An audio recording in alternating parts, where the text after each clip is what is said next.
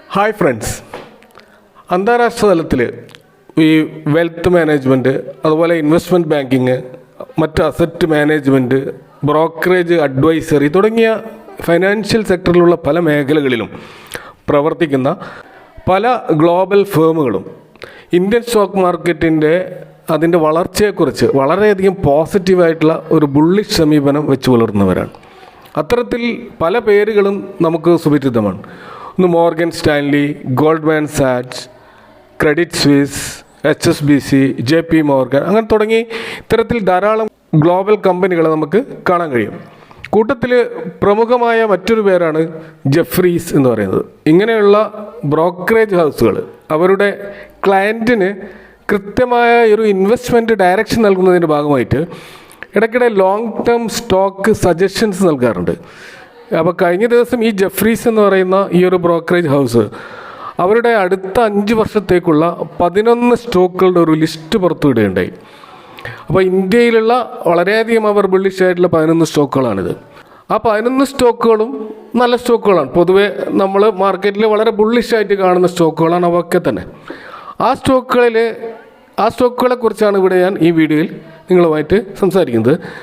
ആ 11 സ്റ്റോക്കുകളും ഇവിടെ പറയുന്നതോടൊപ്പം തന്നെ അതിൽപ്പെട്ട അൾട്രാ ബുള്ളിഷായിട്ട് തോന്നുന്ന അല്ലെങ്കിൽ ബെസ്റ്റ് 5 എന്ന് തോന്നുന്ന 5 സ്റ്റോക്കുകളെ കുറിച്ച് പ്രത്യേകമായിട്ട് പറയുന്നുണ്ട്. അപ്പോൾ R4iയിലേക്ക് എല്ലാവർക്കും ഒരിക്കൽ കൂടി സ്വാഗതം. ഇപ്പോൾ സ്റ്റോക്കുകളിലേക്ക് പോകുന്നതിന് മുമ്പ് ഒരു ഡിസ്ക്ലൈമർ പറയാം. ഇവിടെ ബ്രോക്കറേജ് ഹൗസ് ഈ സ്റ്റോക്കുകളുടെ ടാർഗറ്റ് പറയുന്നുണ്ട്. ഇപ്പോൾ ഭാവിയിൽ ഈ സ്റ്റോക്കുകളിൽ എന്തെങ്കിലും തിരിച്ചടികൾ വന്നാൽ സ്വാഭാവികമായിട്ടും അവരുടെ ബിസിനസ്സിൽ എന്തെങ്കിലും ഒരു തിരിച്ചടിയോ പുറകോട്ടടിയോ നടക്കുകയാണെങ്കിൽ ഈ ബ്രോക്കറേജ് ഹൗസുകൾ ഇതിൻ്റെ ടാർഗറ്റ് താഴ്ത്താൻ സാധ്യതയുണ്ട്. അങ്ങനെ പലപ്പോഴും അവർ ചെയ്യാറുണ്ട്. അപ്പോൾ ആ സമയത്ത് ഈ സ്റ്റോക്കിൽ വലിയ ക്രാഷ് സംഭവിക്കാറുണ്ട്. അപ്പോൾ ആ ഒരു കാര്യം നമ്മൾ ഇതിലൊരു റിസ്ക് ഫാക്ടർ ഉണ്ട് എന്ന് കൂടി നമ്മൾ മനസ്സിലാക്കുക. അപ്പോൾ ഗ്ലോബൽ റെപ്യൂട്ടഡ് ഫേമിൻ്റെ സെലക്ഷൻ ആണെങ്കിലും കണ്ണുമടച്ചുകൊണ്ട് ഈ സ്റ്റോക്കുകളുടെ എൻട്രി എടുക്കണമെന്ന് അതിനർത്ഥമില്ല. നമ്മൾ നമ്മുടേതായ സ്റ്റഡി ഈ സ്റ്റോക്കുകൾ നടത്തേണ്ടതുണ്ട്. അപ്പോൾ എങ്കിലും ഒരു ക്യൂരിയോസിറ്റിയുടെ ഭാഗമായിട്ട് ഈ സ്റ്റോക്കുകൾ ഏതൊക്കെയാണെന്ന് നമുക്കൊന്ന് നോക്കാം. അപ്പോൾ ആദ്യത്തെ സ്റ്റോക്ക് ആംബർ എൻ്റർപ്രൈസസ് ആണ്. ഇവർ ഈ സ്റ്റോക്ക് ഇവിടെ ലിസ്റ്റ് ചെയ്തിട്ടുള്ളത് ആൽഫബറ്റിക് ഓർഡറാണ്. അപ്പോൾ 23.6% ഈ എയർ കണ്ടീഷണർ ഉൽപ്പാദന മാനുഫാക്ചറിങ് സെഗ്മെൻറ്റിൽ മാർക്കറ്റ് ഷെയറുള്ള ഒരു പ്രോമിനൻറ്റ് കമ്പനിയാണ് ആംബർ എൻ്റർപ്രൈസസ്. പക്ഷെ നമ്മൾ പലപ്പോഴും ഇവരുടെ AC എവിടെയും കാണുന്നുണ്ടാവില്ല. കാരണം ഇവർ AC നിർമ്മിക്കുന്നത് നമുക്ക് കൺസ്യൂമേഴ്സിന് വേണ്ടിയല്ല, ബിസിനസ് ടു ബിസിനസ്സാണ്. അവർ മറ്റ് കമ്പനികൾക്ക് അവരുടെ ഒറിജിനൽ ഡിസൈൻ മാനുഫാക്ചറിങ് അല്ലെങ്കിൽ ഒറിജിനൽ എക്യുപ്മെൻറ്റ് കമ്പോണൻസ് നിർമ്മിച്ച് നൽകുന്ന ഒരു കമ്പനിയാണ് ആംബർ എൻ്റർപ്രൈസസ്. അപ്പോൾ ഇതിൻ്റെ കറണ്ട് മാർക്കറ്റ് പ്രൈസ് ഇപ്പോൾ 3385 ജെഫ്രി ഇവർക്ക് കൊടുത്തിട്ടുള്ള ടാർഗറ്റ് എന്ന് പറയുന്നത് 9740 രൂപയാണ്. അപ്പോൾ ആ ടാർഗറ്റാണ് അവർ ലക്ഷ്യം വെക്കുന്നത്. രണ്ടാമത്തെ സ്റ്റോക്ക് അംബുജ സിമെൻറ്റ്സ് ആണ്. അംബുജ സിമെൻറ്റ്സ് നമുക്കറിയാം ഇന്ത്യയിലെ ലീഡിംഗ് ആയിട്ടുള്ള ഒരു സിമെൻറ്റ് മാനുഫാക്ചേഴ്സാണ്. ഈയിടെയാണ് അദാനി ടേക്ക് ഓവർ ചെയ്തത്.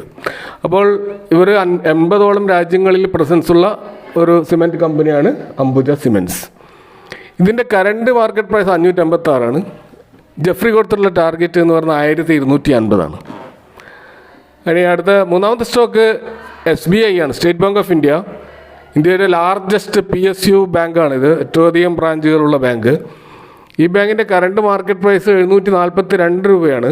ഇതിൻ്റെ ടാർഗറ്റ് 1860 ജെഫ്രി നിശ്ചയിച്ചിട്ടുള്ളത്. അടുത്ത സ്റ്റോക്ക് ബാങ്കിങ് സെക്ടറിൽ തന്നെയുള്ള ആക്സിസ് ബാങ്കാണ്. ഇതൊരു പ്രൈവറ്റ് ബാങ്കാണ്, പ്രൈവറ്റ് ന്യൂ ജനറേഷൻ ബാങ്കാണ്. ഇതിൻ്റെ ഇപ്പോഴത്തെ കറണ്ട് മാർക്കറ്റ് പ്രൈസ് 1041. ഈ ബാങ്ക് സ്റ്റോക്കിൻ്റെ ടാർഗറ്റ് ബ്രോക്കറേജ് ഹൗസ് തീരുമാനിച്ചിട്ടുള്ളത് 2810 രൂപയാണ്. അടുത്ത സ്റ്റോക്ക് ഓട്ടോ സെക്ടർ എന്നുള്ളതാണ്. TVS Motors company limited. ഇതിലും ജെഫ്രി വളരെയധികം ബുള്ളിഷാണ്. കാരണം 2 വീലർ സെഗ്മെൻറ്റിൽ, ഇലക്ട്രിക് വെഹിക്കിൾ സെഗ്മെൻറ്റിലൊക്കെ ഈ സ്റ്റോക്കുകൾ കടന്നു കയറുമെന്നുള്ള പ്രതീക്ഷയിൽ അവർ കൊടുത്തിട്ടുള്ള ടാർഗറ്റ് എന്ന് പറഞ്ഞാൽ 5000. ഇപ്പോഴത്തെ കറണ്ട് മാർക്കറ്റ് പ്രൈസ് 2055 രൂപയാണ്. അടുത്തത് JSW എനർജിയാണ്. അത് ഈ പവർ സെക്ടറിലുള്ള ഒരു കപ്പാസിറ്റി എക്സ്പാൻഷൻ്റെ ഭാഗമായിട്ട് ഈ സ്റ്റോക്ക് കുതിച്ചു കയറുമെന്നാണ് ബ്രോക്കറേജ് ഹൗസ് പ്രതീക്ഷിക്കുന്നത്. ഇവരുടെ കറണ്ട് മാർക്കറ്റ് പ്രൈസ് 504 രൂപയാണ്. ഇതിൻ്റെ ടാർഗറ്റ് 1100 ആയിട്ടാണ് ബ്രോക്കറേജ് തീരുമാനിച്ചിട്ടുള്ളത്. അപ്പോൾ ഇവിടെ പറഞ്ഞ 11 സ്റ്റോക്കുകൾ 6 സ്റ്റോക്കുകളാണ് ഞാൻ ഇതുവരെ പറഞ്ഞത്. അപ്പോൾ ജെഫ്രീസിൻ്റെ പിക്കുകളിൽ പ്രത്യേകിച്ച് അവർ ഈ 6 സ്റ്റോക്കുകളും ഒരു റാങ്ക് ഓർഡറിലല്ല കൊടുത്തിട്ടുള്ളത്, ആൽഫബറ്റിക് ഓർഡറാണെന്ന് നമ്മൾ നോക്കുക. ഇതൊരിക്കലും ഒരു റാങ്കിൻ്റെ അടിസ്ഥാനത്തിൽ 1, 2, 3 എന്ന് പറയുന്നതല്ല. എന്നാൽ ഈ സ്റ്റോക്കുകളിൽ നിന്നും ബാക്കിയുള്ള ഇനി 5 സ്റ്റോക്കുകൾ, അതാണ് കുറച്ചും കൂടി മെച്ചപ്പെട്ടതും കുറച്ചും കൂടെ ഗ്രോത്ത് പൊട്ടൻഷ്യലും കുറച്ചും കൂടി ഔട്ട്സ്റ്റാൻഡിങ് ആയിട്ടൊക്കെ തോന്നുന്ന ഒരു അൾട്രാ ബുള്ളിഷായിട്ട് ഫീൽ ചെയ്യുന്ന 5 സ്റ്റോക്കുകളെ കുറിച്ചാണ്, ബാക്കിയുള്ള 5 സ്റ്റോക്കുകളെ കുറിച്ചാണ് ഇനി പറയുന്നത്. അപ്പോൾ അതിൻ്റെ ഫണ്ടമെൻ്റൽസിൻ്റെ ഡീറ്റെയിൽസിലേക്ക് നമ്മൾ പോകുന്നില്ല, കാരണം അത് വീഡിയോ വലിയ ലെങ്തി ആയി പോകും. മറ്റൊരു വീഡിയോയിൽ ഇതിൻ്റെ ഫണ്ടമെൻ്റൽസിനെ കുറിച്ച് ചർച്ച ചെയ്യുന്നതാണ്. ഈ പറയുന്ന 5 സ്റ്റോക്കുകളിൽ ആദ്യത്തെ സ്റ്റോക്ക് ഭാരതി എയർടെലാണ്. ഇന്ത്യയിലെ സെക്കൻഡ് ലാർജസ്റ്റ് ബിഗ് ടെലികോം കമ്പനിയാണ്. ഇതിൻ്റെ കറണ്ട് മാർക്കറ്റ് പ്രൈസ് 1223 രൂപയാണ്. ഇതിൻ്റെ ടാർഗറ്റ് 2530 ആയിട്ടാണ് ബ്രോക്കറേജ് ഹൗസ് തീരുമാനിച്ചിട്ടുള്ളത്. അടുത്ത സ്റ്റോക്ക് ലാർസൺ ആൻഡ് ടോബ്രോ LNT ആണ്. ഇത് നിഫ്റ്റിയിലുള്ള ഹെവി വെയ്റ്റ് ലാർജ് ക്യാപ് സ്റ്റോക്കാണ്. അപ്പോൾ ഇത് വളരെ പെട്ടെന്ന് ഒരു ഗ്രോത്ത് നമ്മളാരും ലാർജ് ക്യാപ് സ്റ്റോക്കിൽ പ്രതീക്ഷിക്കുന്നില്ലെങ്കിൽ ഇവർ 15% ഒരു CAGR ഗ്രോത്താണ് പറയുന്നത്. അപ്പോൾ ഇതിൻ്റെ കറണ്ട് മാർക്കറ്റ് പ്രൈസ് 3562 ആണ്. ടാർഗറ്റ് പറയുന്നത് 7564 രൂപയാണ്. അടുത്ത സ്റ്റോക്ക് മാക്സ് ഹെൽത്ത് കെയർ എന്ന് പറയുന്ന ഹെൽത്ത് കെയർ സെഗ്മെൻറ്റുള്ള സ്റ്റോക്കാണ്. ഇവരുടെ ബെഡ് കപ്പാസിറ്റിയൊക്കെ ഡബിളായിക്കൊണ്ടിരിക്കുന്ന ഒരു കാലഘട്ടത്തിലൂടെയാണ് കടന്നു പോകുന്നത്. കറണ്ട് മാർക്കറ്റ് പ്രൈസ് 747 രൂപയാണ്. ഇതിൻ്റെ ടാർഗറ്റ് 1925 രൂപയായിട്ടാണ് ബ്രോക്കറേജ് പറയുന്നത്.